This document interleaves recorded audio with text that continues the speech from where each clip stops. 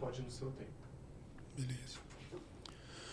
Fala galera, eu sou o Jardel e você está no canal do Otoya, começando aqui mais um Otoya Convoca, o seu podcast sobre Tokusatsu. E como sempre, os recados iniciais. Se você quiser apoiar esse projeto, aí na descrição a gente tem links patrocinados, onde você vai comprar um produto que é do seu interesse e ao mesmo tempo você vai estar ajudando aqui o canal, vai cair uma moedinha ali na conta do pai, né? Hoje, o produto que eu tô deixando em destaque é Kamen Rider Kuga Volume 7, que está em pré-venda na Amazon, né? Continuando aí as histórias escritas belíssimamente por Toshiki Inoue, o nosso roteirista favorito de Kamen Rider. Então, se você ainda não começou a sua coleção de Kamen Rider Kuga, vai na descrição para comprar. Se você já começou e está animado para ler o volume 7, também está aí na descrição para você já garantir na pré-venda. E hoje estamos com um convidado mais do que especial. Ele que é médico e especialista em literatura fantástica, em terror, e está aqui para contribuir um pouquinho com o nosso podcast. E aí, Luiz, beleza? Beleza. Muito obrigado pela oportunidade, estou muito feliz mesmo, ainda mais eu que acompanho o seu trabalho há um tempão, sabe? Tipo, você, assim, faz um trabalho de divulgação daquilo que a gente tem dentro do Brasil de Tokusatsu, que é uma coisa muito, muito legal mesmo. Sim, valeu, mano, por ter vindo. É um prazer ter você aqui no podcast. Já marcando aí mais uma pessoa que traz um conteúdo diferente do que a gente está acostumado a ver na Tokunet, né? Conta pra mim como que foi que começou a sua carreira como escritor, mano. Como que você começou na literatura? Vamos ver. Eu acho que posso comentar desde quando eu era, assim, adolescente. Comecei colecionando mangá e eu já lia bastante, né? Então teve um momento onde eu comprei um Romance dos Cavaleiros do Zodíaco, que é aquele Gigantomaquia que saiu aqui no Brasil. Muito brabo, muito brabo. Sim, mano.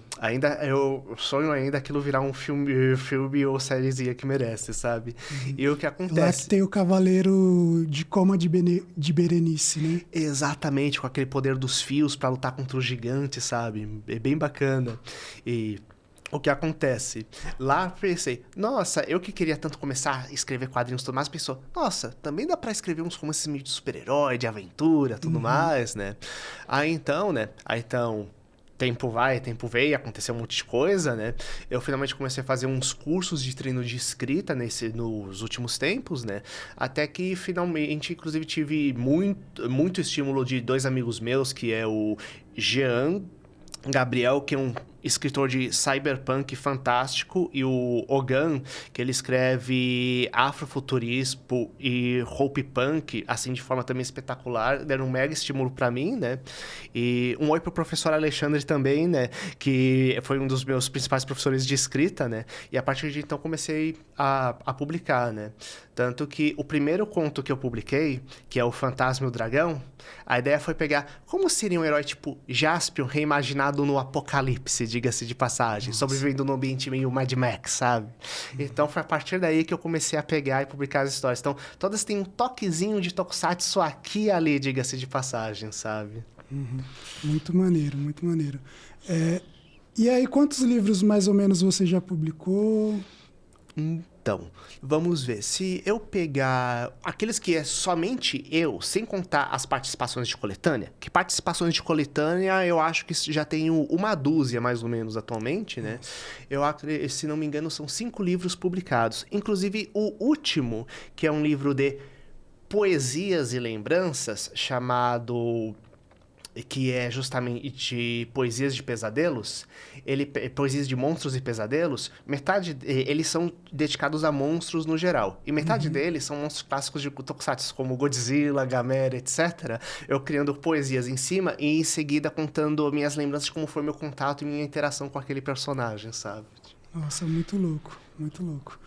Tô curioso para ler esse livro de poesias envolvendo monstros, né? E eu acho que tá numa época boa pra gente pensar sobre kaijus, né? Porque tá cada vez mais em alta essa temática, né? Sim. A gente vê que tá saindo muito conteúdo, tanto de Tokusatsu, né? Para quem gosta do Tokusatsu, então a gente tem, por exemplo, o Godzilla Minus One, né? Que inclusive tá aqui no banner, que tá sendo um sucesso gigantesco, né, do tamanho do próprio Godzilla, né? É um filme japonês que não se esperava ter a projeção que está tendo, né? Tanto lá fora como aqui no Brasil. Aqui no Brasil também o filme foi um baita sucesso.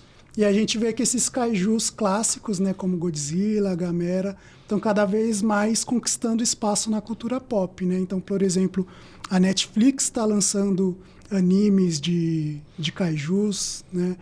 A gente tem os filmes saindo, a gente tem Monsterverse, né, que são os filmes estadunidenses que abordam esses monstros. E, pelo visto, principalmente agora depois da grata surpresa que foi Godzilla Minus One, eu acho que a tendência é os kaijus só crescerem, né, daqui para frente. Eu concordo. Inclusive, a gente tem que lembrar que temos produções fora do Japão, mas da Ásia como um todo, que também estão chegando aqui no Brasil, né? Por exemplo, existe um canal chamado Yoku TV, que é de uma produtora chinesa, que basicamente, uma vez a cada 2 meses, está colocando filmes completos de kaijus dele, justamente da China, disponíveis no YouTube, com legenda em português ainda por cima, sabe? Então, eu, inclusive, espero que isso estimule, inclusive, certa produção nacional, que eu acho que quadrinhos, por exemplo. Tem, inclusive, uma editora chamada Editora Kaiju, que é de Santos, ainda por cima, que, tipo, eles estão publicando vários materiais atualmente de quadrinhos, né? E, atualmente, eles têm uma tira... começaram a colocar umas tirinhas justamente do mascote deles, que é um kaijuzinho inspirado no Godzilla, atualmente, também nos quadrinhos, sabe? Da hora. Então, acho que eu concordo com você que essa tendência é só crescer. E, diga-se de passagem, Ultraman, o sucesso que ele tá atualmente, eu acho que reflete inclusive disso. Afinal, tipo, Ultraman é quase o irmão mais novo do Godzilla, quando a gente vê justamente a história das produções, né? Sim. E temos o filme da Netflix do Ultraman que vai sair de animação ainda, né? E que também é uma história focada, de certa forma, em kaiju, né? Então, exatamente. Que o Ultraman, ele não existe sozinho, né? Não existe Ultraman sem kaijus, né? Ele é realmente um herdeiro dessa linhagem de filmes do Eiji Tsuburaya, né, como diretor de efeitos especiais.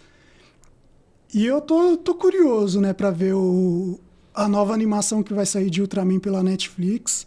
Muita gente tá meio pé atrás, tá achando que tá com estilo muito ocidental, né, para uma produção de Ultraman, que é normal sendo Netflix, né? Eles vão tentar fazer algo mais palatável para quem não consome o tokusatsu japonês.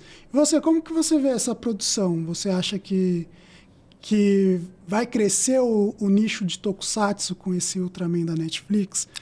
Eu acho que toda vez que você tem uma produção, mesmo que ela seja ruim, ela estimula as pessoas a irem atrás. Vamos pegar um filme bem complicado, diga-se de passagem, que é aquela coisa que foi o Dragon Ball Evolution, tudo bem? Certo. Naquela época, bem, não vamos discutir a qualidade do filme, que é meio óbvio, mas, cara, aquilo lá dobrou as vendas de todo o material do Dragon Ball, e isso fez com que o pessoal voltasse a investir. Ah, tem interesse em Dragon Ball? Vamos começar a produzir. Por isso que depois, inclusive, o Akira Toriyama produziu um novo filme, teve produções, super, etc, sabe? Então, aquilo lá mostrou, existe interesse, vamos lá, sabe?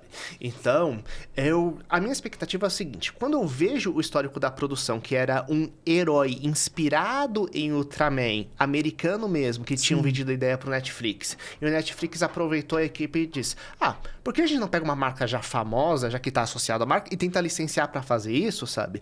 Eu vejo muito mais como uma homenagem americana pro Ultraman, isso é de gente que respeita o conteúdo, do que exatamente um filme do Ultraman. Então eu vou nessa linha pra assistir. Eu vou muito como do tipo, o que aconteceria se, ainda mais, lembra eu traço um pouco daquele Batman Animated Series ou Liga da Justiça, quando a gente vê um pouco meio estilizado pra mim algumas imagens, sabe?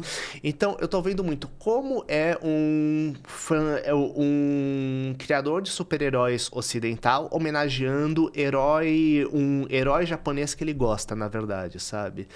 E eu acredito que se for bem feito e se for usando essa linguagem que a gente viu na animação antiga da Liga da Justiça, no X-Men Evolution também, etc., é uma forma de você puxar essa galera. Inclusive porque tem muita questão do pessoal que fala mal de Power Rangers, algumas vezes com bastante justificativa, só que eu conheço muita gente bem jovem que primeiro conheceu Power Rangers e por causa de Power Rangers depois foi atrás dos Tokusatsu, sabe? Então conheceu depois Kamen Rider, depois foi atrás dos Sentais e tudo mais, né? Então acho que sim, pode funcionar como uma boa porta de entrada e eu torço pra ser bem feito pra eu pelo menos me divertir, independente de qualquer coisa, sabe? Sim, sim. Concordo em tudo, né? Concordo em tudo. E estamos na expectativa, né? Não sabemos ainda como que vai ser, né? O filme, se vai ser bom, se vai ser ruim. Mas é uma vitrine, né? É uma vitrine e talvez traga mais público, né? Porém, né? Tsuburaya e outras empresas envolvidas com Tokusatsu têm que correr aí para criar uma oferta desses super-heróis japoneses também, né? Porque só o interesse não vai bastar, né? Então seria legal se, por exemplo, com essa animação entrando na Netflix, entrasse mais uma série ou duas, né, japonesas por lá, para a galera conseguir fazer esse link, né, de pô, existe esse super-herói japonês há décadas. Eu concordo com você. Inclusive, poderiam aproveitar para finalmente chegar o Shin Ultraman no Brasil, que nunca chegou oficialmente, né? Chegou nos Estados Unidos, na América Latina. Aproveita e bota também no canal, sim. Né? Shin Ultraman é uma espera que a gente tá tendo, né? Você chegou a assistir o filme? Ainda não. Tem vários filmes seriados que estão na fila, né? Mas algumas vezes o trampo dificulta ainda, mas tem que fazer um monte de coisa, né? Inclusive, por causa a questão do trabalho, é que eu não consegui assistir o Minos, inclusive, infelizmente. Torcendo pra chegar aí um streaming logo, né? Apesar que, considerando os contatos, alta chance de ir pra Amazon ou pra HBO, né? Considerando os contratos que tem, né? Mas a gente nunca sabe exatamente como vai ser o negócio, né? Mas eu acho que existe essas séries recentes do Ultraman, eu acho que elas são muito bem feitas e aí colocando elas dentro da Amazon, inclusive você pode pegar inclusive algumas minisséries que tem, né, tipo do Ultraman X, por exemplo, o 7X, por exemplo, né, que é bem curtinha e é bem dinâmico também, né? Inclusive tem um tom mais pro público adulto também, inclusive, sabe? Então acho que dá para pegar essas séries menores em tamanho, não em qualidade, né, que eu acho que são muito boas, e botar assim dentro dos sistemas de streaming. Lembrando que, inclusive, o Netflix tem, ou pelo menos tinha, aquele Bima X, que é aquele tokusatsu indonésio, só que você conseguia só ter acesso se mudasse a linguagem pro inglês do sistema. Você pensando, podiam ter aproveitado o legendado, né, e botado lá fazer um teste, né, ver qual é o público brasileiro pra aceitar, né? Então, Netflix, se estiver escutando a gente, bota Ultraman lá e outros tokusatsu que a gente quer sim. Por favor, Netflix, coloca mais tokusatsu aqui no Brasil que a galera gosta. A galera gosta, a galera tá afoita por mais tokusatsu aqui no Brasil. Godzilla Minus One, cara, você não conseguiu assistir ainda, que pena, mano, porque de fato é um filmaço, e aí eu não sei quando que chega no streaming, né, porque a distribuição tá sendo pela Sato Company aqui no Brasil, né, brabíssima Sato Company. Sim. Sempre fui fã, né, bom ressaltar, eu sei que a Tokunet não gosta, mas sempre fui fã. E como tá tendo umas conversas de Oscar e tudo mais, eu acho que talvez eles deem uma segurada para talvez tentar relançar no cinema. Seria uma possibilidade. Então, eu acho que pode demorar para chegar no streaming, né? Bem, e mesmo se não tiver isso, eu acho que ainda vai ter uma janela boa, né? De talvez um mês. Sim. E se resolverem relançar no cinema brasileiro? Inclusive, eu não sei se você viu, mas no nos Estados Unidos já Eles vão fazer a versão preto e branco, né? O Minus Color. Então o que acontece? Se voltar pro cinema brasileiro, eu vou me esforçar pra conseguir tipo, eu não vou reclamar se voltar pro cinema não, sabe? Sim, sim. Eu tô animado, né? Eu tô animado porque Godzilla Minus One é um filme que daqui a algum tempo a gente vai estar vendo ele como um marco histórico, né? É o que eu acho, né? Porque nunca que a gente teve um filme live action japonês tendo uma recepção como Godzilla Minus One tá tendo lá na gringa. Aqui pro Brasil ele já tá gigante. Tem essa conversa do Oscar, né? Numa categoria que, pra gente que é fã de Tokusatsu, significa muito ter um Tokusatsu concorrendo, né? Que é a categoria de efeitos visuais, né? Então, para um filme normal, né, ganhar... Para um filme da Marvel concorrer numa categoria de efeitos visuais é só mais uma terça-feira. Mas pra gente que é fã de Tokusatsu, né? Que é um nome que a gente dá para essas produções que deriva de filmes de efeitos especiais, ter um título concorrendo nessa categoria é um marco, né? E se a gente ganhar, eu não sei, né? Se a gente ganhar da Barbie, né? Não sei, eu vou ficar muito feliz, né? Eu acho que vai ser algo pra gente que é fã de Tokusatsu comemorar muito, né?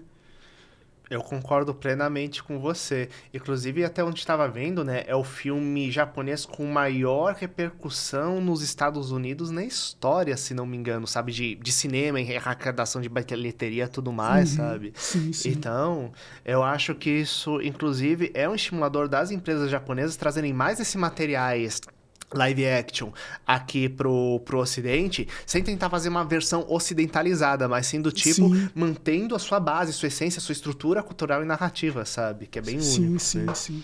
E não só é um dos filmes japoneses que estão fazendo mais sucesso lá na gringa, mas é também um dos filmes em língua não inglesa, né, que estão fazendo mais sucesso lá. Então é uma mudança de paradigma mesmo, onde a gente está vendo que o cinema internacional está ganhando com Godzilla Minus One, né? Não é algo que só é bom para o próprio Godzilla Minus One, né? Ele está representando todos nós, né? Ele está representando todos nós fazendo esse sucesso que está fazendo. Então é um motivo de orgulho, né? É um motivo de orgulho para o Tokusatsu. E eu espero que a gente colha aí os bons frutos de Godzilla Minus One muito em breve. Sim, eu também. Tô ansioso pra isso, ansioso pra assistir material, que eu sou muito fã de Godzilla, desde a época que passava aquele desenho da Hanna-Barbera, diga-se de passagem, né? Aí depois eu acho que o primeiro que eu assisti foi o live action mesmo, foi aquele Godzilla versus Ghidorah, aquele no qual tem viagem no tempo ainda por cima, sabe? Que acho fantástico aquilo. Então... E diga-se de passagem, né? Uma experiência que foi muito gostosa foi quando eu assisti... O primeiro filme de Godzilla que eu assisti com a minha esposa foi quando eu peguei e assisti o Godzilla 2, Rei dos Monstros, no cinema, sabe? E eu fiquei super feliz porque você sempre tem aquele medo. Nossa, a pessoa só vai estar fazendo companhia. Não, ela pegou, curtiu junto comigo e tudo mais, sabe? E realmente aquele filme que pega, vibra, etc. E finalmente tem assim... sabe? E eu acho que existe uma segunda coisa também, que é o seguinte: a gente tá numa era muito grande de crítica dos efeitos especiais, que teve muitas coisas que deram umas quedas meio brutais nos cinemas, produções recentes.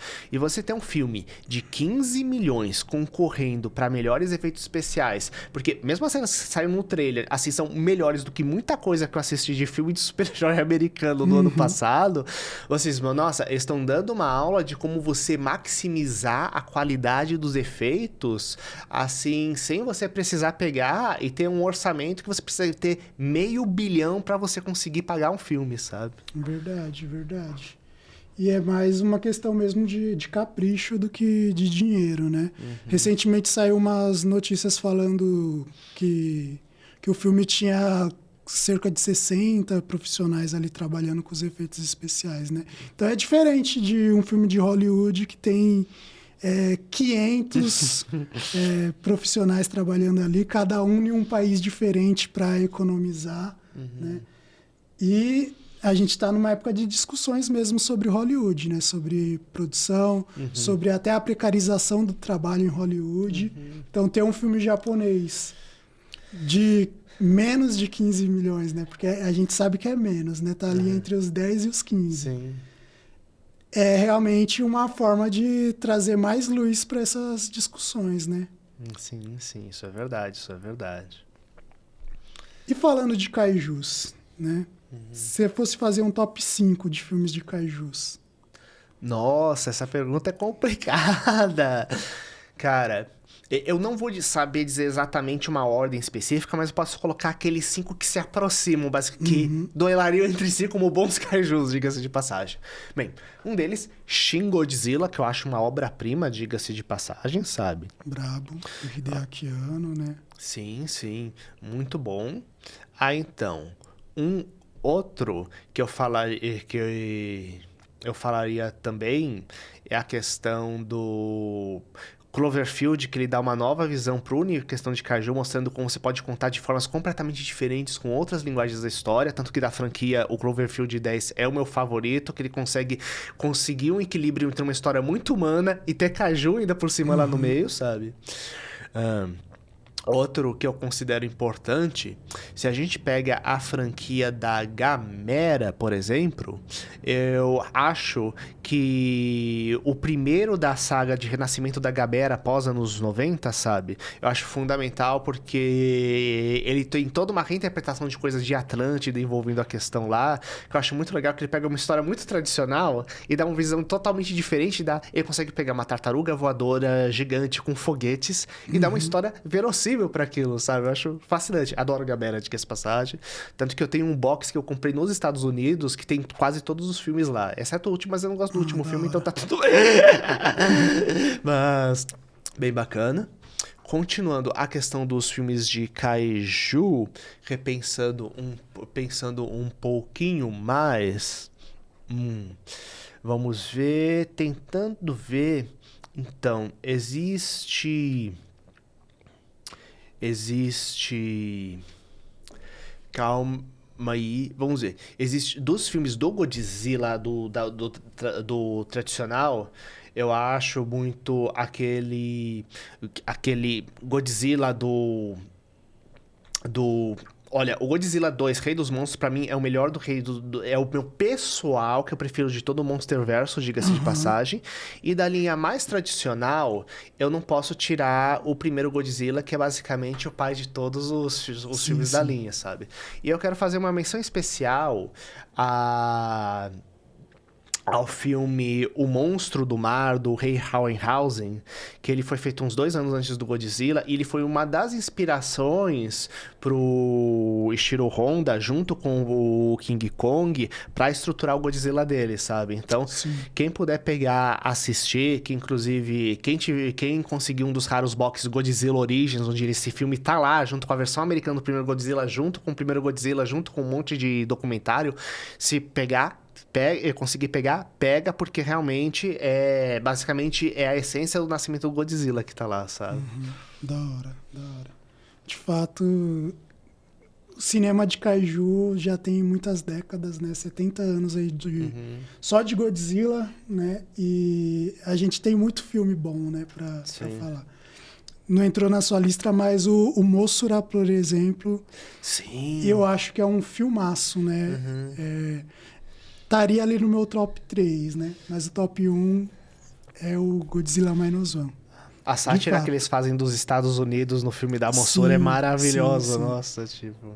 É muito bom muito bom mesmo, né? E é um filme que traz discussões que são interessantes até hoje, né? Sim. Porque, infelizmente, o mundo não mudou tanto, né? Dos anos 50, 60 pra cá. Sim. Né? Em alguns aspectos. Sim, verdade. Inclusive, mesmo se a gente pega um pouco da questão do King Kong, que se permaneceu nos outros filmes depois, e que a gente já teve Godzilla vs Kong, inclusive no passado, diga-se de passagem. É o seguinte, a gente tem muito aquela questão que é o seguinte, eu acho que os bons filmes de kaiju, dentro pelo menos do meu gosto pessoal, são aqueles que, não porque eles têm isso, mas porque eles desenvolvem isso bem, é a questão dele como fábula ecológica, sabe? E da relação do homem com a tecnologia e com o meio ambiente. E, por exemplo, King Kong, quando a gente pega da sua essência, é um filme sobre você pegar e ter um pessoal que quer lucrar em si e transformar em um objeto de lucro um animal que vive dentro do meio dele, no meio da floresta, sabe? Como um mero entretenimento. E a gente tem uma parte disso que tem justamente no primeiro Mossura, só que pegando as fadinhas justamente da Mothra, né? Então... E mesmo os filmes do Godzilla, ele tem a questão da bomba atômica, mas tem toda a questão que vai muito, e que se a gente amplia, é muito de como a gente pega tanto de produção bélica, quanto de produção de tecnologia de forma agressiva, e a gente faz sem pensar que o negócio tem repercussão social e ambiental no meio, sabe? Então, acho que Godzilla está na essência dessa discussão por causa disso, sabe? Sim, concordo. E você mencionou, né, que comprou o box do Gamera. Você comprou lá na gringa, importou, como que foi? Eu comprei lá na gringa. Por incrível que pareça, é o seguinte, nossa visão que a gente tem de tecnologia e acesso para as coisas aqui no Brasil, a gente tem que pensar que aqui é 20 anos atrás daquilo que está nos Estados Unidos. E lá, quando eu fui para lá, os boxes de DVD estavam super em liquidação, porque aquilo que era o dia a dia era o Blu-ray e aquilo que era o top do pessoal que tinha luxo eram os discos 4K que tinha lá, sabe? Então, você comprava as coisas lá que seria equivalente por R$10, box de 10, 20 filmes, basicamente, sabe? Só não trouxe mais coisa pra não ter problema com a alfândega. Tipo, de repente abre uma aba só de DVD, né? Tipo, mas... E mesmo assim, então, a gente pensar mesmo em acesso a tecnológico, coisas de estrutura, as coisas são meio distintas. Por exemplo, se aqui a América Latina toda, a Disney, o que inclui as produções da Fox, quanto ela é proprietária, parou de fazer DVD e Blu-ray, certo?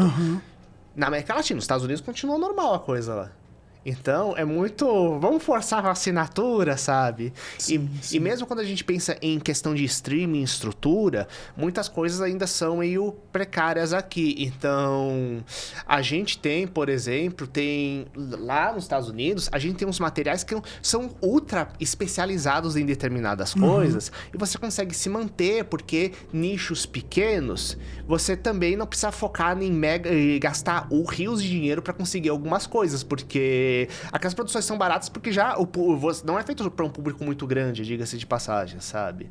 Então, enquanto aqui no Brasil, a gente tem uma coisa muito do tipo, vamos pegar e focar em todo mundo. Só que se você foca em todo mundo, você não foca em ninguém, diga-se de passagem, sabe? Verdade. Então, tanto que nos Estados Unidos você tem DVDs de Tokusatsu sendo vendidos lá atualmente, né? Inclusive, o Jaspion já... Tem outra lá, tem DVD do Kuga lá, inclusive, os Sentai estão lá, né? E a gente ainda tá meio restrito ainda ao material antigo que passou no Brasil, e agora tá entrando finalmente nos materiais de streaming os Kamen Riders recentes, por exemplo, sabe? Que eu adoro. Acabei o Zio recentemente, eu fã de Viagem no Tempo, eu simplesmente... me derreti todo no bagulho, sabe?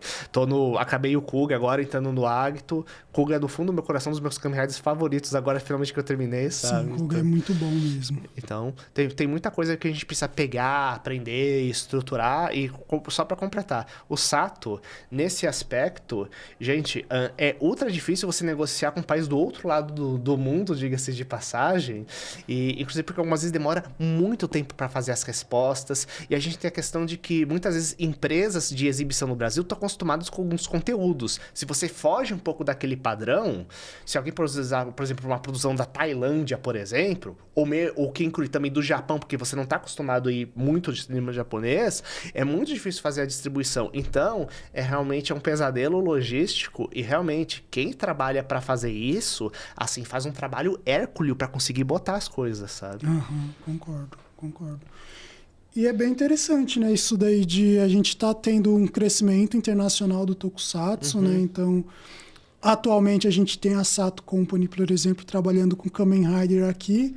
Lá na gringa a gente tem principalmente a Shout Factory, mas também é um trabalho que começou recentemente ali, meio que em paralelo, né? Enquanto a gente tem aqui a Sato Company, eles começaram a lançar mais ou menos ali na mesma época, né? E a gente vê que são formas diferentes mesmo. Lá eles lançaram, se eu não me engano, em mídia física de Kamen Rider, né? Especificamente. O Kuga, o Ryuki e o Zero One, né, de séries. Aí, por outra empresa, saiu também os filmes ali dos anos 90. Né, eu não sei se saiu os 3, né, mas estão começando a lançar também. E aqui no Brasil, de mídia física, né, a gente tem uma coisinha ou outra saindo. Pessoal da Versátil, Sim. que está devendo participação no podcast, diga-se de passagem, trazendo um material bem interessante, né, principalmente nos boxes do sci-fi japonesa, né? Que tá trazendo os filmes de Kaiju, né? Eles trouxeram o Mossora, trouxeram o Rodan. E tá se aventurando ali em outros segmentos também do Tokusatsu, né? Você tá acompanhando, né, os lançamentos da Versátil. Inclusive, você até entrevistou o Fernando, né, da Versátil no seu canal. O que você acha do mercado brasileiro de mídia física, principalmente voltado para o sci-fi e para o tokusatsu, mais especificamente? É um mercado que pode parecer não muito grande, que é uma coisa mais nichada, mas ele é um público muito ativo e forte. Inclusive, atualmente a gente tem feiras de mídia física que estão acontecendo periodicamente, a cada 2, 3 meses, lá no Petra Belas Artes, por exemplo, sabe? Trazendo muito material distinto. E o que acontece? Pode parecer, mas eu tenho todo acesso do streaming. Não, você não tem acesso tudo no streaming, porque muita coisa, como é mais nichado, só vai sair em DVD mesmo, sabe? E o trabalho da Versátil, eu acho que é espetacular, porque a maioria dos filmes de samurai da Toho é ela que tá lançando aqui, lançou aqui no Brasil. Os materiais de terror japonês, que inclusive tem vários que tem atores de tokusatsu da época que pegaram e trabalharam também, né? Tipo a trilogia dos vampiros, por exemplo, né? Que pega um material muito bom. O sci-fi japonês, inclusive, saiu o Box 1 com a Motra e outros filmes do Ishiro Honda lá no meio. Tsuburaya, sim. Sim, e o que acontece? O 2 fez a mesma coisa, só que é o seguinte, o 2 fez uma coisa muito legal, que tem 2 dos filmes da saga dos invasores alienígenas do Honda. E aquilo lá é muito tokusatsu mesmo, sabe? E agora vai finalizar a trilogia no terceiro. Exatamente. Então, tô ansioso isso, porque realmente eles adotaram uma coisa e pela primeira vez, quando eles lançaram o Box 2, eles usaram o termo tokusatsu que eles não tinham usado quando lançaram o primeiro box, sabe? Eu acho isso muito bacana. Inclusive, eu acho que isso ajuda a romper as bolhas, sabe? Sim. Inclusive porque o mercado dele é o da ficção científica como um todo. Quando você pega e usa o termo tokusatsu para você descrever uma parte do seu produto, você está fazendo com que o pessoal que consoma aquele conteúdo quando diz, nossa, eu quero saber mais um pouco é isso. Tanto que eu acho que uma das consequências disso, não estou falando especificamente da Versátil, mas quando você amplia para o público da ficção científica e da fantasia, você tem coisas como, por exemplo, o Entreplanos, que é um mega canal que pega os cinéfilos como um todo, falando de tokusatsu e ampliando para todo mundo para ir atrás daqueles materiais que muita gente nem sabia que existia, ou mesmo gente que assistiu coisa na Manchete e depois descobre, nossa, continua sendo feito coisa depois disso, eu quero saber mais, sabe? Sim, concordo. E o box do Sci-Fi Japonesa Volume 3, que se eu não me engano vai ser lançado no final de fevereiro, tá vindo com pedradas, né? Vai ter os filmes do Tetsu, né? Os 2 primeiros, ali que é uma trilogia também, né? Eu acredito que é uma trilogia, sim. Então, talvez eles estejam aí com essa estratégia aí para garantir, né, a fidelidade, que é você começar a série em um box e depois terminar no outro. Eu tô muito animado e é um salto de tempo, né? Porque ali a gente já tá falando de algo que é mais anos 80, né? Do sci-fi japonês. Isso é verdade. E do tokusatsu, por consequência, né? E eu tô animado, mano. Tô animado com a Versátil. Tô gostando dos lançamentos, principalmente, né, nesse nicho que eu consumo mais, que é do cinema japonês. Não só o sci-fi, mas os box novela vague japonesa deles também tem títulos ali que são incríveis, né? De vez em quando eles vêm com os lançamentos de terror que também são surpreendentes, né? E a expectativa é mais Tokusatsu, né? Porque eles lançaram Mothra, lançaram Rodan, então a gente imagina se talvez não venha outros filmes de kaijus por aí, né? Agora com a Sato Company trabalhando com Godzilla, será que não vem uma parceria por aí para lançar talvez um Blu-ray? Né? Quem sabe? Olha, meu sonho nesse aspecto seria eles pegarem aquela trilogia O Renascimento de Mothra e lançarem assim, num super box com um documentário associado, sabe? Tipo, acho que isso seria bacana. Assim como pegar meio que uns núcleos temáticos, tipo, box do Godzilla de, tipo, filmes selecionados dos anos tal, filmes selecionados dos anos tal, sabe? Eu acho que seria muito bacana se fosse isso. Inclusive por causa... E fora isso, se existe um consumo forte de determinada mídia, existe estímulos de streamings de outros sistemas também adquirirem, porque verem que aquele material tá vendendo também, né? Então, eu gostaria muito. Inclusive, a gente tem que lembrar que a gente quer muito séries aqui no Brasil, né? Sim. Mas, do outro lado, a gente tem muito filme bom, inclusive filme que quase não chegou no Brasil. Eu acho que, por exemplo, dariam bem pra dar aproveitar que o Robocop novo que vai sair e lançarem uma versão remasterizada de Lady Cop aqui no Brasil, diga-se de passagem, sabe? Seria uma boa mesmo. Sabe? Então, tem toda essa parte dos filmes que eu acho muito bacana mesmo e que eu... Inclusive... Volta novamente na questão dos filmes.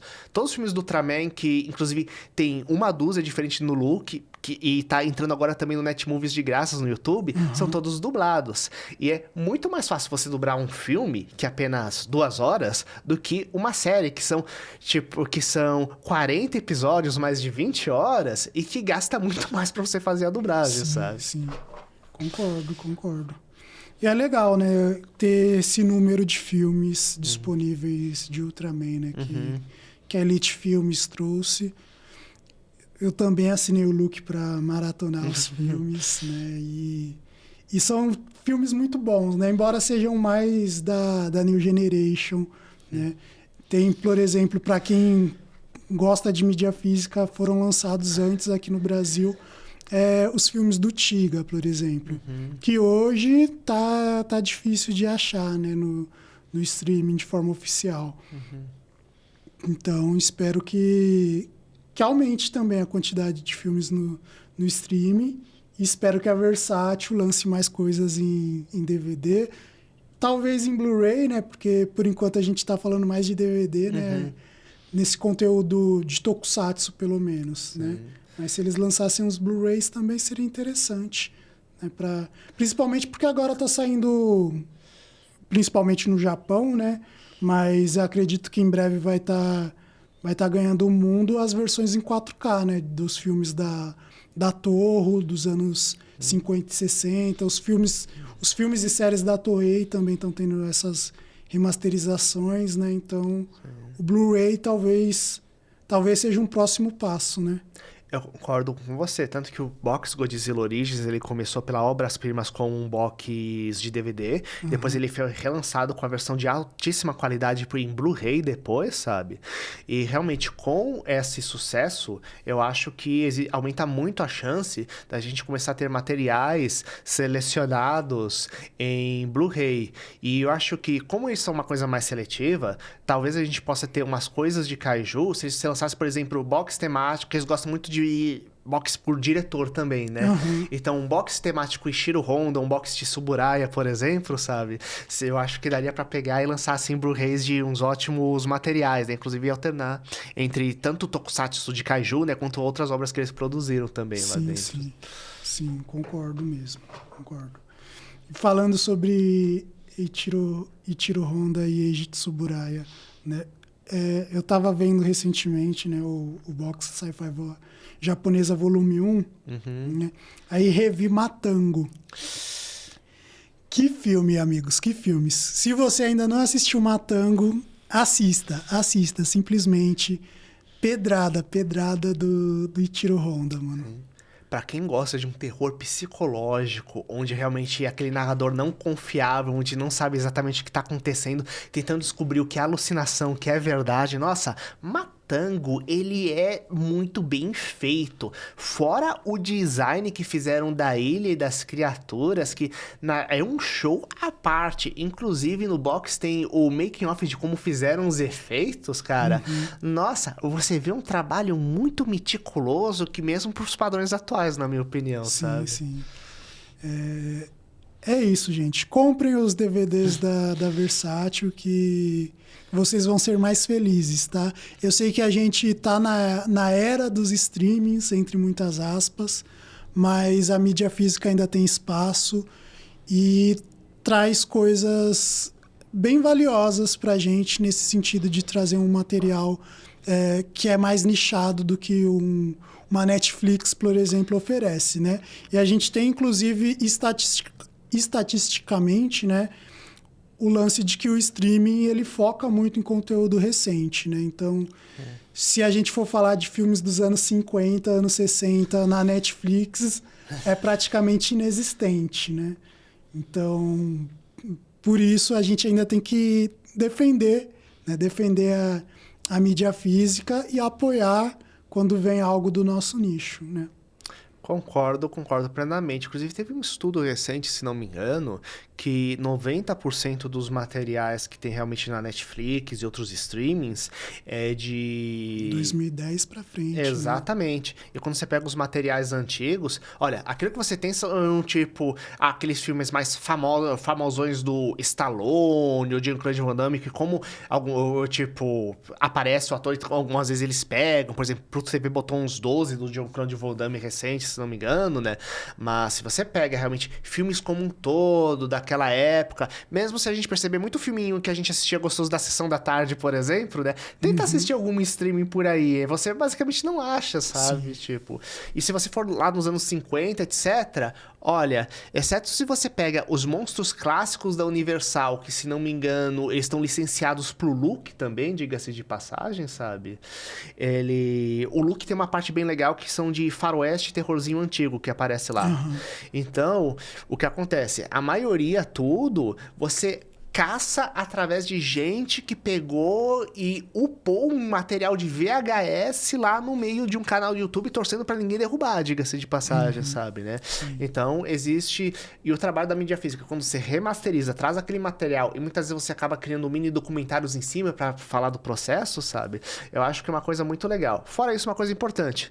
Se cair a internet, a mídia física ainda tá lá. Você não precisa aguardar a rede pra conseguir pegar e assistir o filme que você quer, né? Sim, concordo.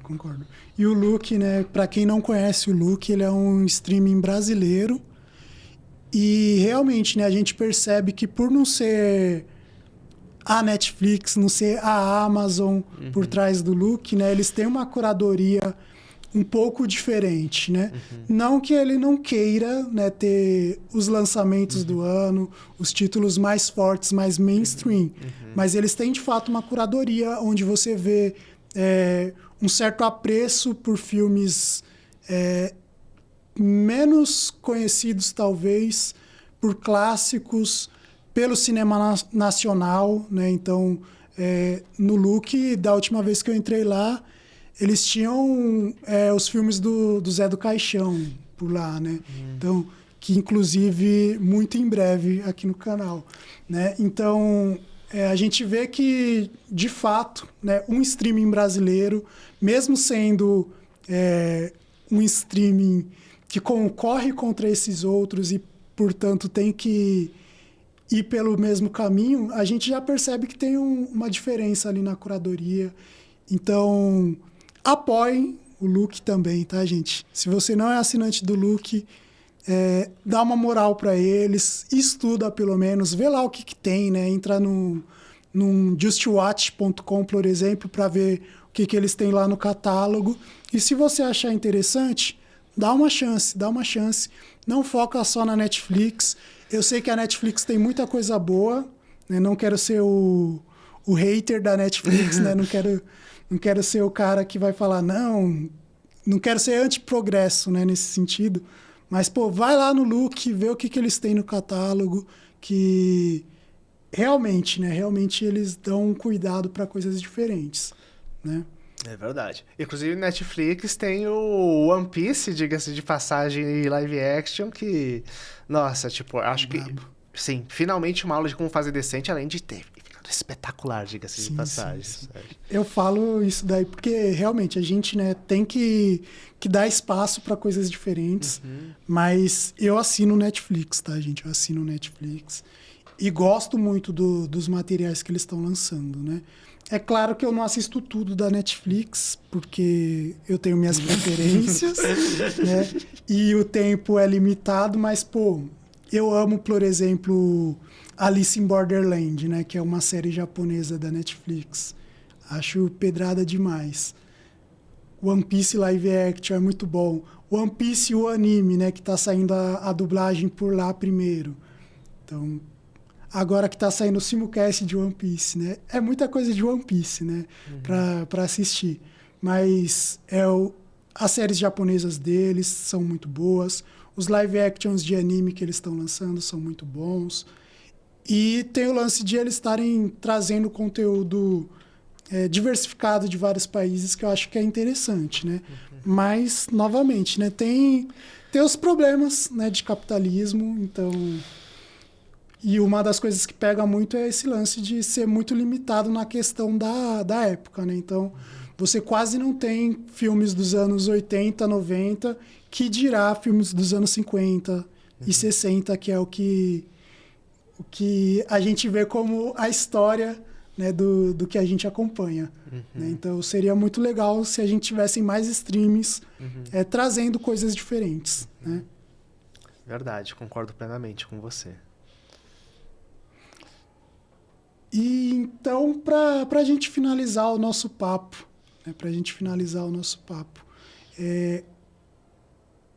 o que você acha que falta para o Tokusatsu se tornar mais popular aqui no Brasil?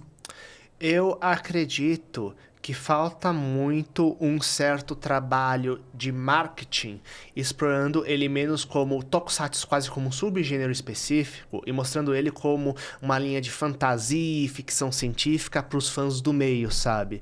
Que, vamos ser sinceros, Sentai, Kamen Rider, etc., é pra linha de geral de fãs de super-heróis, as linhas de fantasia também. Saber Gente, Saber é uma aula sobre como você trabalhar com fantasia clássica, com contos clássicos, reimaginando dentro de um universo de ficção científica, sabe? Então, eu acho muito essa questão de você furar a bolha, colocando aquilo meio... Inclusive, por exemplo, tem o público geral de fãs de artes marciais que é gigantesco e dá pra trazer, ainda mais que temos seriados de Tokusatsu todos baseados em Kung Fu, sabe? Sim. Dá pra trazer os fãs de terror em massa pro Garou, por exemplo, sabe? Sim. Então, eu acho que acredita muito esse trabalho de marketing de furar a bolha, de pegar não apenas o fã, que ele vai consumir aquilo de qualquer forma, diga-se de passagem, né? Porque a gente corre atrás, né? E pegar um público mais geral mostrando, ó, existe essa coisa também que é do meio, sabe? Certo. E pra galera que quiser te acompanhar, conhecer mais do seu trabalho, o que você recomenda, né? Quais livros para começar a conhecer sua obra? E fala um pouquinho do seu canal também. Olha, eu vou pegar então, né? Primeiro lugar, para quem quer conhecer minha obra mais poética, né? Eu vou como o meu vou pegar justamente o Poesia de Monstros e Pesadelos, né? Porque vai falar tanto de Tokusatsu quanto minhas memórias e vai ter realmente poesias criadas em cima. E a ideia é justamente poesia acessível, não aquela coisa ultra rebuscada, mas mostrando que dá para trabalhar legal. Lembre-se, música é poesia, rap é poesia. Então, do tipo... Lembre-se disso, não fique com aquele preconceito tradicional. Número 2, existe o meu livro chamado A Torre do Artesão, que eu faço uma ficção científica a partir da história de Dédalo e Ícaro, com os dois tentando fugir daquela torre onde eles foram presos pelo rei Minos na antiguidade, sabe? Então aquela história das asas de cera, tudo mais, tudo reimaginado. Eu acho que essa é uma das minhas obras mais acessíveis, ainda mais que é fã de mitologia grega, por causa de cavaleiros, outras coisas, sabe? Eu acho que vai se encontrar bastante. E tem o meu canal do YouTube, que é o Monstros e Aventuras, pra quem quiser acompanhar minhas resenhas, principalmente de filmes, mas também que eu falo de livros e às vezes de games lá também, né? É mais focado no terror, mas histórias de aventuras e monstros como um todo você encontra lá também. Brabo, brabo. Então é isso. Muito obrigado, Luiz, por ter vindo. É um prazer estar conversando com você e trazendo um pouco mais do seu trabalho para o público que é inscrito aqui no canal Otoya M. Muito obrigado, espero que você tenha gostado do papo, né? E a gente vai se trombar aí mais vezes, né?